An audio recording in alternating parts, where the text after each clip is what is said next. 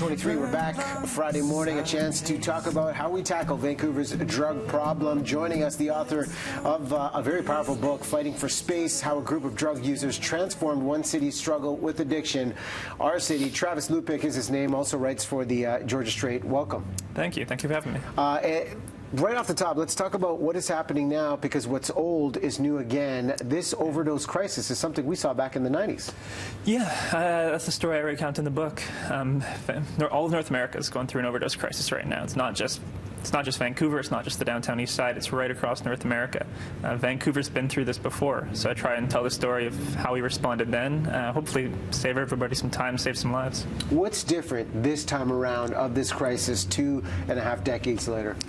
What's different now is fentanyl and now carfentanil, these really dangerous synthetic opiates that are much, much stronger than morphine or heroin. In the 1990s, Vancouver lost a lot of people to a really strong batch of heroin that stuck around for 5-10 years. We're losing triple that number of people now because of fentanyl. But action was taken in the 90s outside of government action, because the government, it's on the radar. We have their attention. But what action did you see in the 90s that could be replicated to create sustainable change now? Yeah, in the early 90s, it wasn't on the government's radar. People were dying in the downtown east side especially, but across Vancouver as well, like crazy. It was an overdose crisis, it was an explosion of HIV, it was an explosion of hepatitis C, and the government was nowhere to be seen for years. So residents of the downtown east side, activists, said we're not waiting around, we're taking this matter into our own hands. We're marching in the streets, we're occupying City Hall, and we're going to demand action. And eventually the government began to listen. That's kind of what's happened this time again. It wasn't really until December 2016 when government started to pay attention. They have responded. They're working hard at it now. But again, it was a bit later than I think they should have been. And again, it was activists who really forced their hand. Well, we're looking at harm reduction strategies that have popped up to help manage this issue. But the book also dives into 6 different American cities, harm reduction strategies, and what's being done around the world. What do you see here in Vancouver versus these major American cities, and what we could possibly learn from them and what they could learn from us? Well, it's a tough situation as Vancouver is in right now. It's actually doing a lot of things right. A few weeks ago, BC's chief coroner, it was the BC Centers for Disease Control, they said if we weren't doing this harm reduction stuff, if we weren't doing all these supervised injection sites, we wouldn't see 1,400 deaths this year, which is what we're going to. She said we'd see about 4,000 deaths. So as bad as it is, Vancouver's doing a lot of things right. Those American cities profiled in the book are years, decades behind us.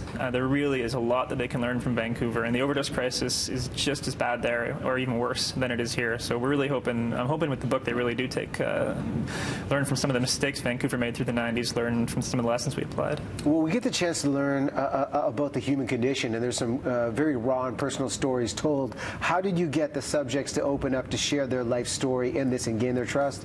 I spent a lot of time with the main characters in the book, people like Ann Livingston and Dean Wilson from the Vancouver Area Network of Drug Users, people like Liz Evans and Mark Townsend from the Portland Hotel Society, one of the big nonprofit housing providers down here. Most of that early research was done through December, January 2016, 2017. A lot of late nights in Ann Livingston's apartment over the Christmas holidays. She let me raid her storage locker, go through her diaries from those years, go through meeting minutes. A lot of Liz and Mark, they're in New York now, so we spent hours and hours on the phone.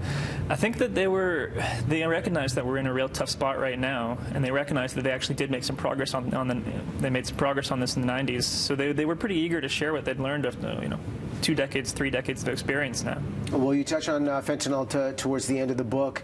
Of all the research you've done and the challenges you explored, what do you see as the solution of what can be done right now for those that want to support helping our community overcome the overdose crisis? Well, the solution to the 90s was largely supervised injection sites. We established North Americans first. That idea came from the drug users themselves. It came from the Vancouver Area Network of Drug Users and tenants of the Portland Hotel Society. So the lesson I think that we can take from the 90s is listen to the drug users. They're the people who are most affected by this problem. They really do know their own lives, their own issues pretty well.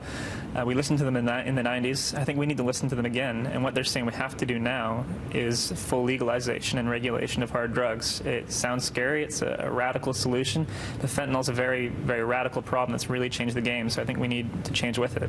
Well, the chance to listen and learn about these stories is in the book, Fighting for Space. Again, Travis Lupick, congrats on a very important piece to help curb a serious problem in our city and all across North America. I appreciate you coming on. Thanks so much for having me. Okay, take a break.